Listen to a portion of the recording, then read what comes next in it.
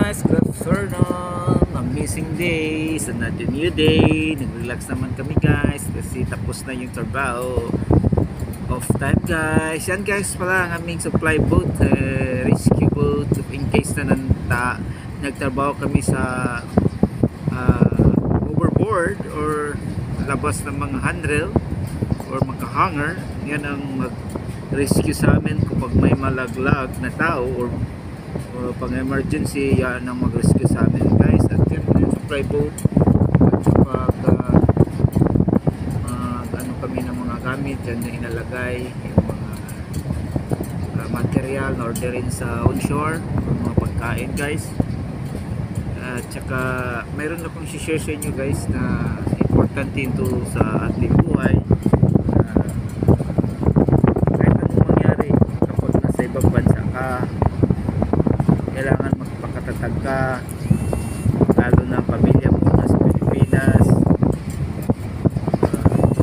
Dapat always tayo mag-pray, manalangin, kasi yan lang, dyan na tayo kumukuha ng lakas sa ating pagtatrabaho araw-araw. Before and after you pray, Almighty God, para bigyan tayo ng lakas, bigyan tayo ng blessings, bigyan tayo ng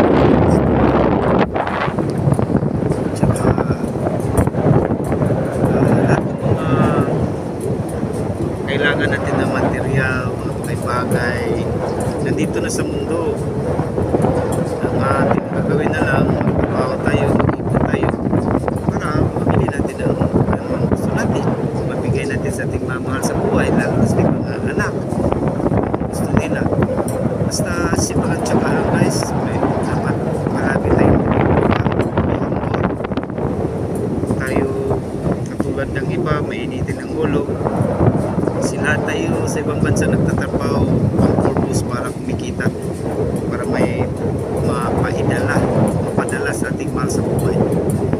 Katulad niyang supply boat guys, kahit malakas ang alon, may bagyo man, hindi sila hinto.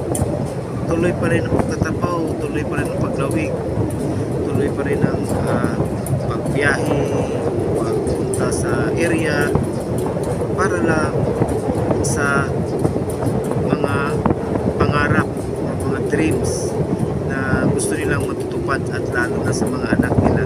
Kasi dito sa USA guys, grabe, sobrang expensive, lalo na sa tax. Bawat may bibilin ka, kahit maliit na bagay, kahit kindi, bibilin mo may tax. Grabe dito guys, expensive kayo. Kailangan kita mag-dubling kayod ka dito sa ibang bansa, lalo na sa part sa US. Okay guys, yan na ang aking share ngayon, ang update ko ngayon. God bless us and more power. This is DJ Freeman Vlog, mabuhay by YT. Please share and like and follow my Facebook reels. Okay, bye bye. See you on my next vlog. This is my vlog, this is my time, this is my video. Bye bye.